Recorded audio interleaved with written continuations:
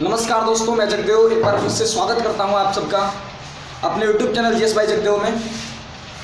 साथियों, उम्मीद करता हूं कि आप बिल्कुल मस्त होंगे, स्वस्थ होंगे और आपकी पढ़ाई लिखाई भी एकदम ज़बरदस्त चल रही होगी। तो आइए साथियों, मैं फिर से एक बार आपके सामने लाया हूं कुछ प्रश्नों का सीरीज जो प्रीवियस ईयर्स के एग्जाम में कई बार पूछे जा चुके हैं और लगातार ये सीरीज मैं आपके सामने ला रहा हूं। तो आइए हम ज़्यादा देर ना करते हुए सीधा मुद्दे की बात करते हैं। हम अपने क्लास का आगाज करते हैं। देखते हैं आज का पहला प्रश्न क्या है। आइए,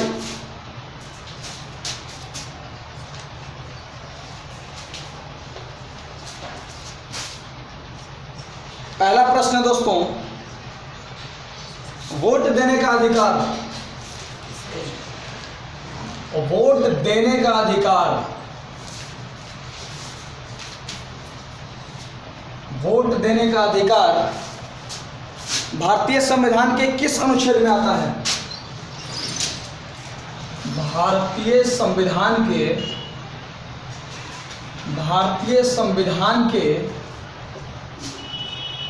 किस अनुच्छेद में आता है?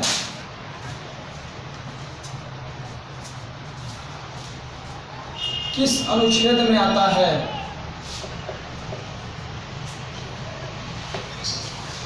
वोट देने का अधिकार भारतीय संविधान के किस अनुच्छेद में आता है? अगर ऑप्शन की बात करें तो आपके सामने ऑप्शन है अनुच्छेद 322,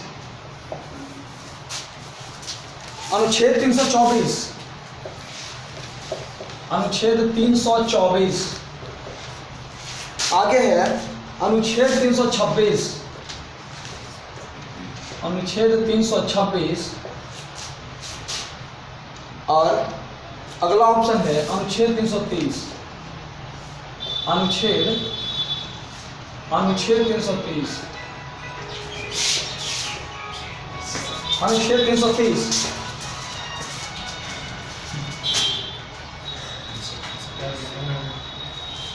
वोट देने का अधिकार भारतीय संविधान के किस अनुच्छेद में आता है? ऑप्शन आप देख सकते हैं, अनुच्छेद 322, अनुच्छेद 324, अनुच्छेद 326 और अनुच्छेद 330। अगर सही आंसर की बात करें तो आपका आंसर हो जाएगा अनुच्छेद 326। सही आंसर हो जाएगा अनुच्छेद 326। आइए देखते हैं अनुच्छेद 322 को देखते हैं। अनुच्छेद 322 का संबंध किससे है? अनुच्छेद 322 का संबंध किससे है? अनुच्छेद 322 में लोक सेवा आयोगों के व्यय की चर्चा है। लोक सेवा आयोगों के व्यय की चर्चा है। लोक सेवा आयोगों के व्यय की चर्चा है। संघ लोक सेवा आयोग या फिर राज्य लोक सेवा आयोग, ये दोनों लोक सेवा आयोग अपने सदस्यों को, अपने कर्मचारियों को जो वेतन, भत्ते और पेंशन देते हैं, उसी का वर्णन अनुच्छेद 322 में है। अगर अनुच्छेद 324 की बात हम करें, अगर अनुच्छेद 324 की बात करें तो निर्वाचन आयोग का उल्लेख है। अनुच्छेद 324 में निर्वाचन आयोग का उल्लेख है। निर्वाचन आयोग का उल्लेख है। अनुच्छेद 324 में निर्वाचन आयोग का उल्लेख। अनुच्छेद 330, अनुच्छेद 330 लोकसभा में SC ST के लिए सीटों का आरक्षण, लोकसभा में SC ST के लिए सीटों का आरक्षण, इसका प्रावधान भारतीय संविधान के अनुच्छेद 330 में है। आप इसको स्क्रीनशॉट ले सकते हैं या फिर अगर आप पेन पेपर के साथ बैठे हैं तो नोट डाउन भी कर सकते हैं।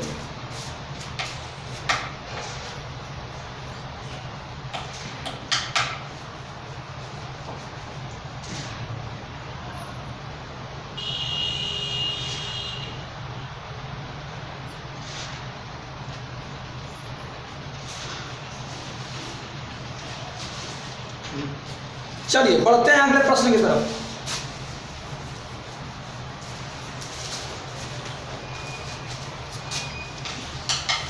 बढ़ते हैं आगे।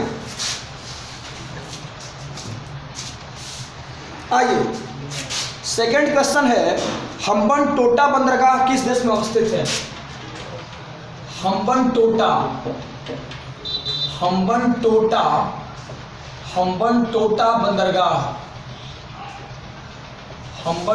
बंदरगाह किस देश में अवस्थित है? किस देश में अवस्थित है?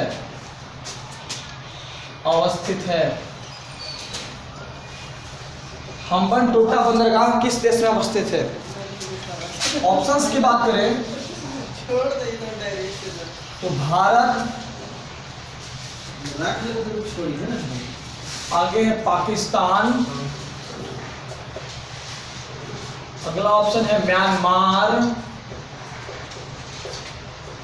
और अगला ऑप्शन है श्रीलंका।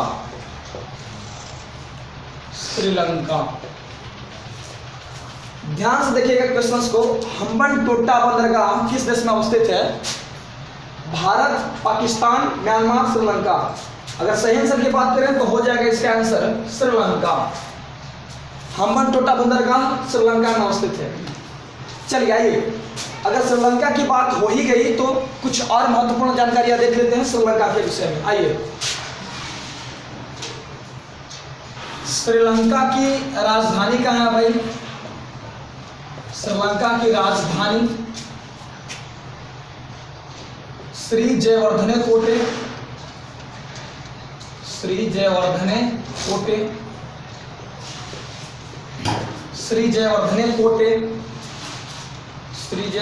कोटे। अभी अगर श्रीलंका के राष्ट्रपति की बात करें, श्रीलंका के राष्ट्रपति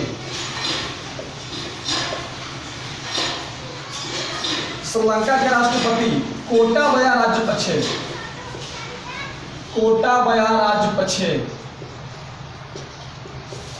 राजपक्षे। अगर श्रीलंका के प्रधानमंत्री की बात करें तो इन्हीं के भाई हैं, श्रीलंका के प्रधानमंत्री महिंद्रा राजपक्षे।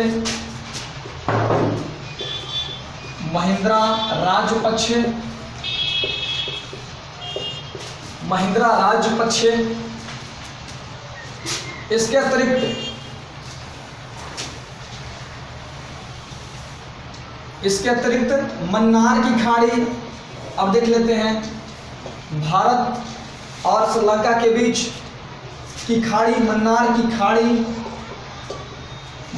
खाड़ी, जैसा कि आप जानते हैं कि भारत और श्रीलंका को अलग करती है।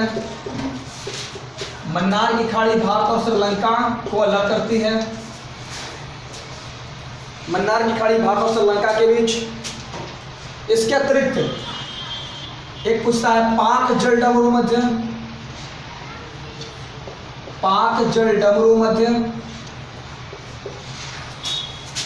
ये भी भारत और श्रीलंका के बीच अवस्थित है। भारत और श्रीलंका पाक जल डमरू मध्य भारत और श्रीलंका को अलग करता है। चलिए,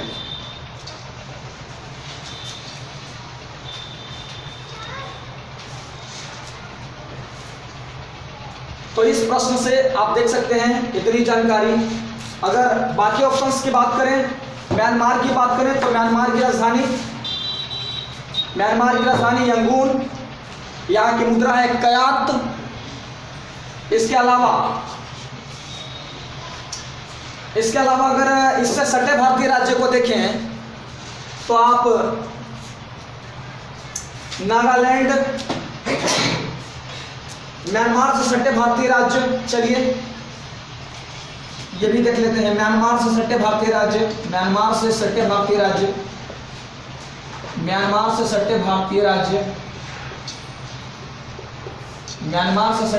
राज्य, नागालैंड, मणिपुर, अरुणाचल प्रदेश,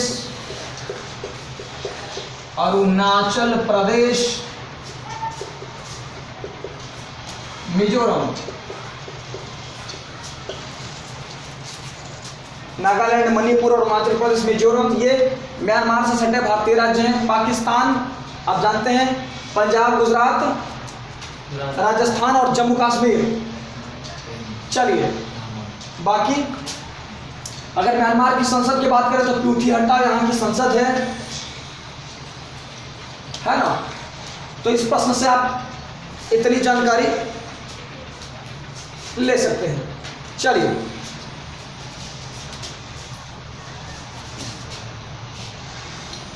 बढ़ते हैं आगे।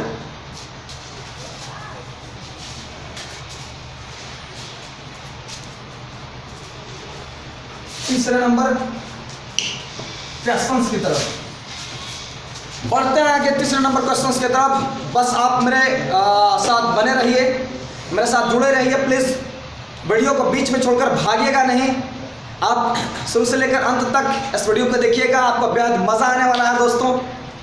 कहते हैं जो सफ़र इख्तियार करते हैं वही मंजिल को पार करते हैं, जो सफ़र इख्तियार करते हैं वही मंजिल को पार करते हैं। सिर्फ चलने की हौसला तो रख मेरे दोस्त, तुम जैसे मुसाफिर की रास्ते भी इंतजार करते हैं। तो इस बात को ध्यान में रखिएगा। आइए बढ़ते हैं आगे।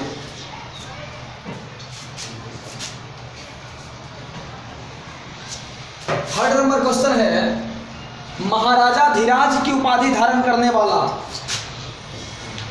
महाराजा धीराज की उपाधि धारण करने वाला महाराजा धीराज की उपाधि धारण करने वाला पहला गुप्त शासक कौन था? पहला गुप्त शासक कौन था? पहला गुप्त शासक कौन था? महाराजा धीराज की उपाधि धारण करने वाला पहला गुप्त शासक कौन था? अगर विकल्प की बात करें तो फर्स्ट चंद्रगुप्त प्रथम, चंद्रगुप्त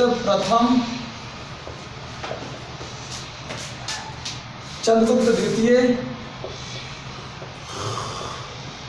चंद्रगुप्त द्वितीय, आगे समुद्रगुप्त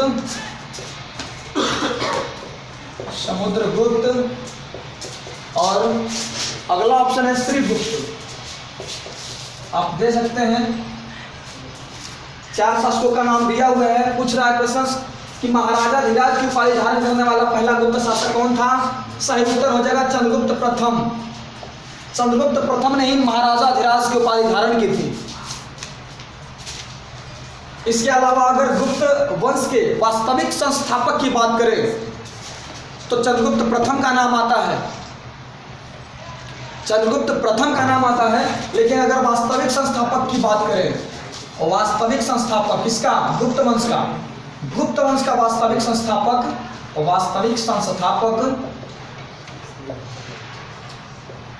गुप्त वंश का वास्तविक संस्थापक कौन है? चंद्रगुप्त प्रथम, चंद्रगुप्त प्रथम। लेकिन संस्थापक कौन था? संस्थापक कौन था? श्रीगुप्त ने गुप्त वंश की स्थापना की थी, जैसा कि आप 4 नंबर विकल्प में देख सकते हैं। अगर चंद्रगुप्त द्वितीय की बात करें, तो इन्होंने विक्रमादित्य की उपाधि धारण की, और विक्रमादित्य की उपाधि, और इन्हीं को चंद्रगुप्त विक्रमादित्य के नाम से भी जाना जाता है। विक्रमादित्य की उपाधि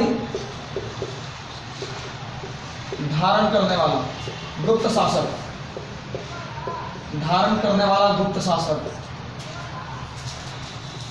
गुप्त शासक। अन्य नाम क्या है भाई? चंद्रगुप्त द्वितीय का अन्य नाम, अगर चंद्रगुप्त द्वितीय की बात करें, अन्य नाम इनका है चंद्रगुप्त द्वितीय का। ध्यान में रखिएगा इस बात को, चंद्रगुप्त द्वितीय की बात हो रही है। अन्य नाम इनका है चंद्रगुप्त विक्रमादित्य,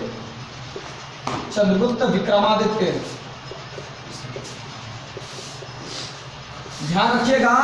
इन्हीं के शासन काल में चीनी यात्री फाहियान का भारत आगमन हुआ, याद आ रहा होगा। चीनी यात्री फाहियान का आगमन चीनी यात्री फाहियान का आगमन, इन्हीं के शासनकाल में चीनी यात्री फाहियान भारत आए थे। और यदि समुद्रगुप्त की बात करें, समुद्रगुप्त, तो इन्हें भारत का नेपोलियन कहा जाता है। भारत का नेपोलियन समुद्रगुप्त, ये बहुत प्रतापी शासक थे दोस्तों। इनके बारे में ऐसा कहा जाता है कि समुद्रगुप्त ने आर्यावर्त के 9 और दक्षिणावर्त के 12 शासकों को पराजित किया था, जिसके कारण इतिहासकारों ने इन्हें भारत का नेपोलियन जैसे उपाधि से सम्मानित किया। समुद्रगुप्त, जिन्हें भारत का नेपोलियन कहा जाता है, आप इतना नोट डाउन करिए।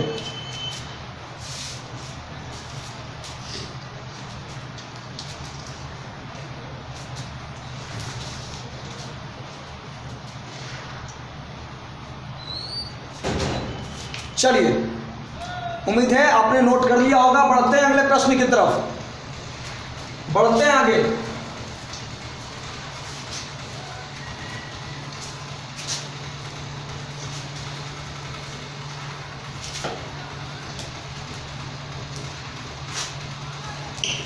देखते हैं अगला प्रश्न, देखते हैं अगला प्रश्न क्या है। 4 नंबर क्वेश्चन कहता है, निकोलो कोंटी नामक इतालवी यात्री, Niccolo Conti, Niccolo Conti, Niccolo Conti नामक इतालवी यात्री, इटालवी यात्री, निकोलो कोंटी नामक इटालवी यात्री किसके शासनकाल में भारत आया था? किसके शासनकाल में भारत आया था? किसके शासनकाल में भारत आया था? भारत आया था, किसके शासनकाल में भारत आया था? ऑप्शन की बात करें तो ऑप्शन है देवराय प्रथम, देवराय प्रथम, अगला है देवराय द्वितीय, देवराय द्वितीय, अगला ऑप्शन है कृष्णदेव राय, कृष्णदेव राय, और 4th नंबर ऑप्शन है हरिहर द्वितीय, हरिहर द्वितीय। निकोलो